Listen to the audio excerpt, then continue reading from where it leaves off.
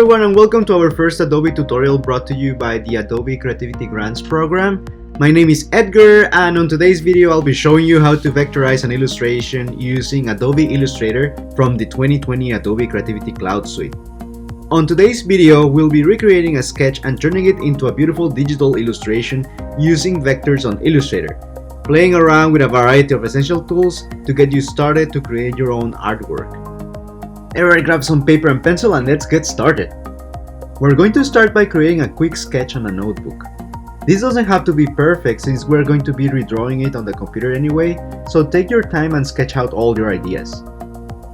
I decided to draw orchids that I could later use to create postcards, posters, or my own social media cover or profile picture.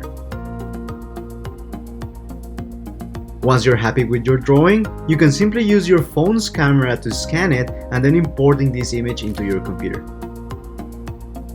If you prefer as well, you can download and install Adobe Scan in your phone that would automatically sync with your Creative Cloud account. It's very easy to use and creates crisper images in case you want to work with more details.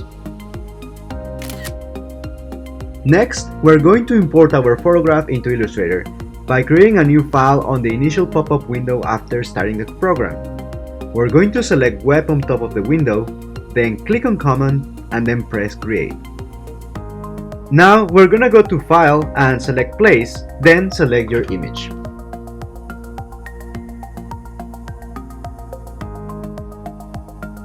After a quick resizing, we're going to lock our image by pressing Command 2, or if you're using Windows, Ctrl 2, or by going into the Object menu on the top and selecting Lock, then Selection.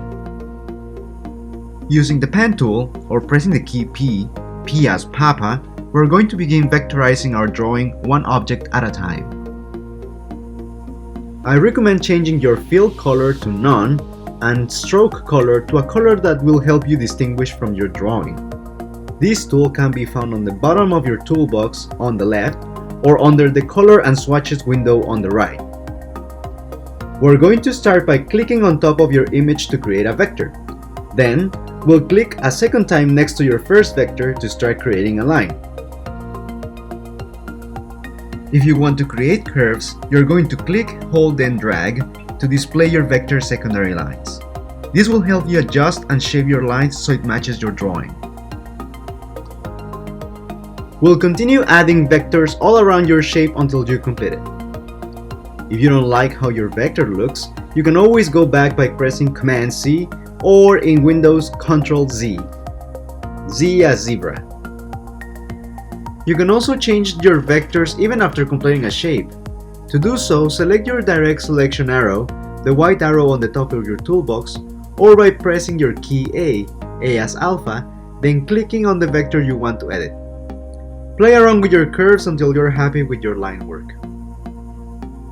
You'll continue to do this until you've traced all your objects inside your image.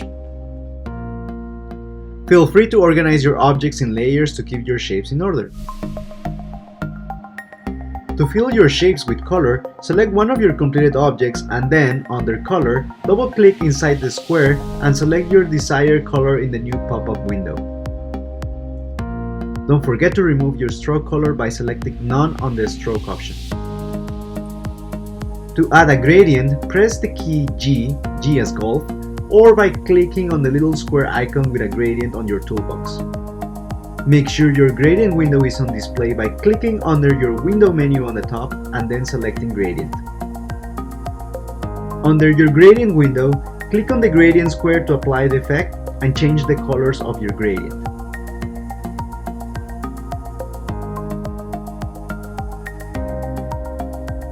To create a mesh gradient effect, press the key U as Uniform, or under your toolbox, click on your three dotted icon and find your mesh tool. Make sure you select your shape before activating the tool. Then click inside your shape to create an internal vector. This new vector will allow you to add more color variations to the shape and create unique gradient effects.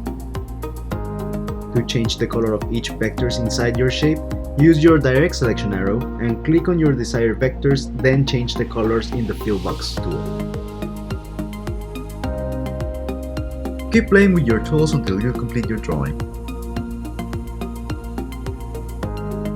If you want to add a background, create a rectangle shape by pressing your M key, M as Mike, and draw a rectangle behind your image. If you want to save time drawing some of the shapes over and over again, click on one of your existing shapes. Press Command-C, Ctrl-C on Windows to copy, and then Command-V, Ctrl-V on Windows to paste. Then, right-click and search under Transform and click on Reflect. Select Vertical and press OK.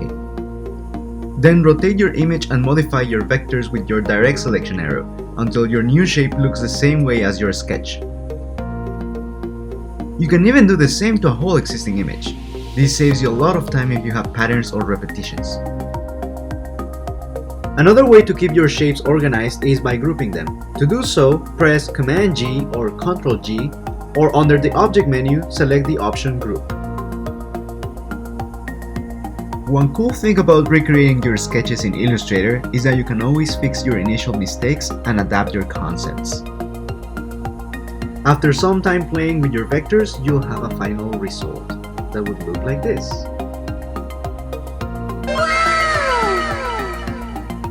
And that's it for today, guys. Thank you so much for watching. Don't forget to share your illustrations on social media, either on Instagram or Tumblr, and tag us using the hashtag TakingCreates. I look forward to see all your creations. Until next time, bye for now!